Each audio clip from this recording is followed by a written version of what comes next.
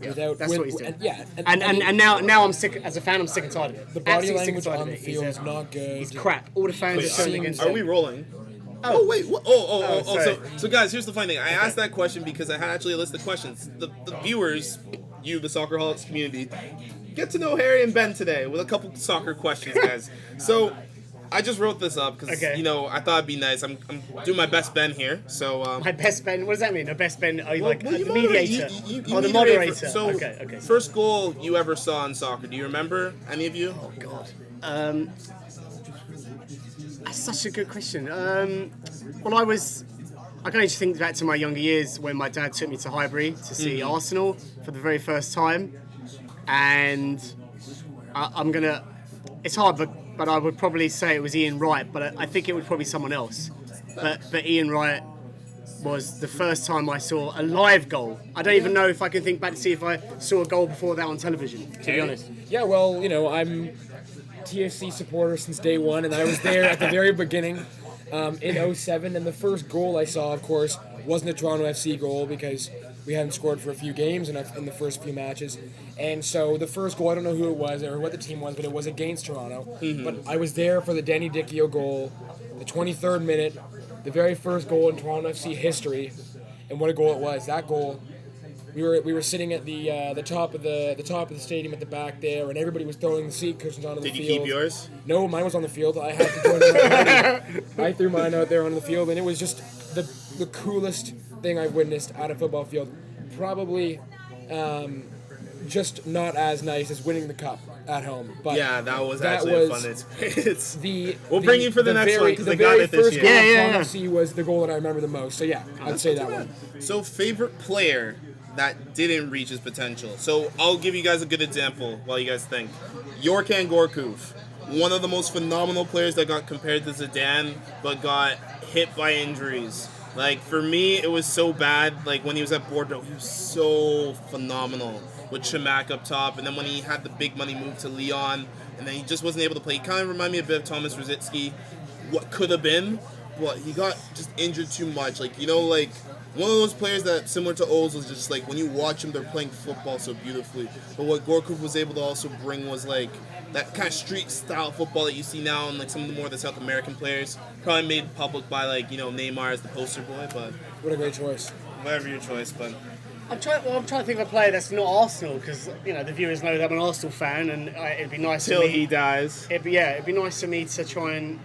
I'm trying to think back of a player that didn't reach his potential that I thought could have. If you want time to think, I can throw out mine. Yeah, because mine was a United youth prospect, and he. I know. I mean, I'm gonna go at it. I'm gonna say Ravel Morrison. This kid went to Birmingham, right? Went to Birmingham. Yes, he did, and he did QPR for a while, and then he did Lazio, but he really did crash and burn. Except Ferguson, when he took Ravel Morrison as a young kid into the club, was saying that this kid had all the potential. He was an amazing footballer. All the big United stars were commenting on his skills, saying if he had a better attitude and he had a better personality, a bit more professionalism on the field, a bit of a cooler head, he could have been a world-class player, a world beater in some ways. And so I look at someone like Ravel Morrison, someone who got his England youth appearances in, got a few starts for United, and really just ended up playing for West Ham, QPR, Birmingham City, and Lazio. He really could have been one of the best, I think, and just didn't make it. But he didn't, and that's the best part. So Ben, you were able to find a guy. I'm looking on my phone. Yeah, I mean, it's funny. You type in soccer players that didn't make it, and the top 10 comes out from a. Mentioning people like Stan Collymore. Read us some names. Stan Collymore, Denilson. Who are you? Ricardo Quaresma. Andre Arcelor. Who are you? He had a good 6 months. Seriously, out of that list, I would say Joe Cole. Had a great career at West Ham. And then didn't he go to Marseille? I think he went to Marseille as well on a transfer. Before we move on to the next topic, you bring into a Cole. I have to take my pick back to one of my favorite players that really didn't live up to his full career potential, Owen Hargreaves. This kid was fantastic. Yeah. Bayern, United, and he had a brief spell at City, actually, after his terrible injury. Yeah. But to me, standout game for Owen Hargreaves' career was '06 World Cup quarterfinal, England versus Portugal. He came on and absolutely gave Ronaldo a beautiful run. Those two lads went at it, both young, and it was a great moment. And he had it, and he had his time. He won the Champions League. He won the Premier League with United. I'm just, you see, with that pick, I just think of the Canadian national team's midfield, which it could have been Hutchison, and then you could have had like de Guzman, and you could have had Owen Hargreaves as a 3. Both de Guzmans. Oh my god! God damn it, Canada! Why can't we be more like England? Yeah, exactly. Okay, here's a nice question that's close to home. You guys play Sunday League football. What's the best Sunday League football team you've ever heard? Like, you know those joke names?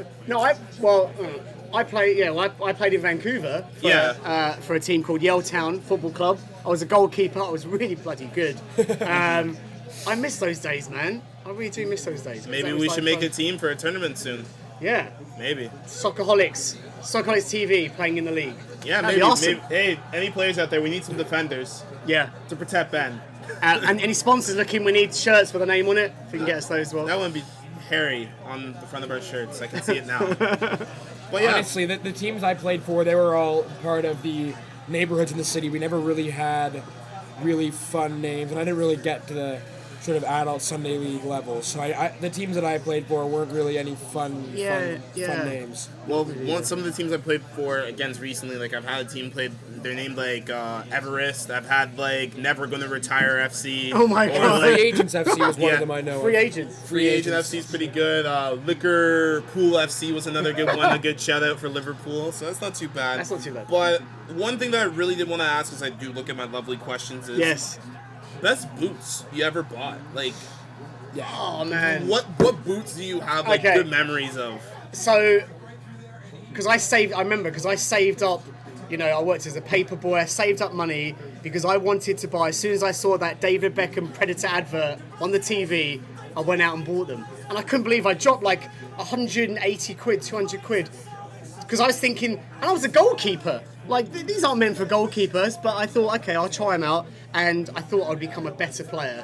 I was an absolute mug because I wasn't. I thought I'd become a better player by wearing these boots, right?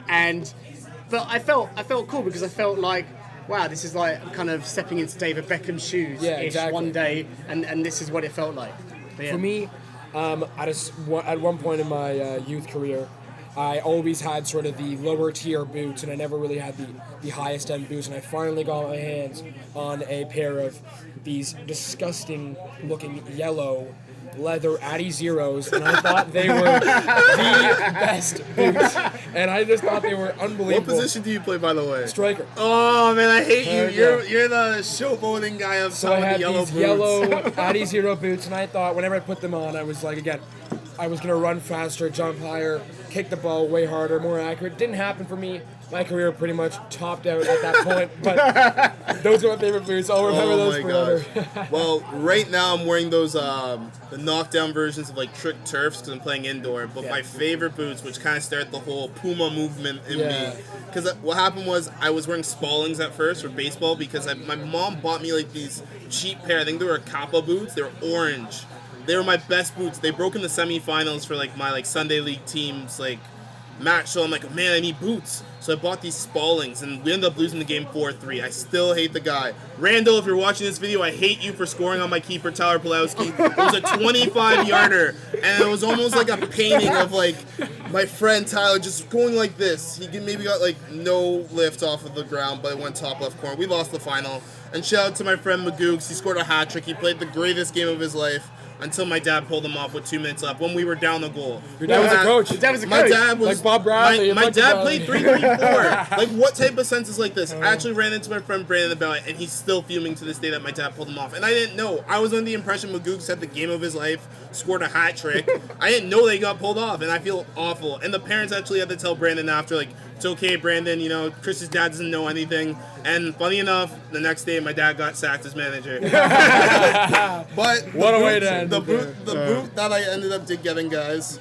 was the gold Puma boot that was based off of the World Cup 2010. So you know, at the finals, it had the stadium around it. It was gold. I know you mentioned pounds and quits, but I spent $400 Canadian It's a lot of give or money. take, once you convert over from the USD Yeah. for these boots, and they last me 2 seasons. Nice. Now I wear the Puma Evo Touch. I've kind of moved away from those pink and colorful gold boots and just simple back to black. Awesome. Stay classy, boys. Stay Awesome. classy. All right. All right. I more have questions? One more That's question. it? Oh. How much time we got? We got time? No, we got no time. Oh man, come on. So all right. no time. I think we should do this more. I think we come with up some questions and have the fans get to know about sure. more of the hosts. Because Yeah. as Let's much let- of this show is about fans. Let's let the fans give us some questions too. I mean, we This gave is- we gave them a good template to work off of. If you guys have anything to say, let us know. You guys anything you guys want to know about us? Let's hear it. Yeah. Yeah, you know what? In the comments, what we got to wrap up? Yeah. Okay. Can we like do a cold cut, or do we have to say see you next time? Cheers for watching. Yeah. Is that good See you enough? next that. time. Cheers for watching.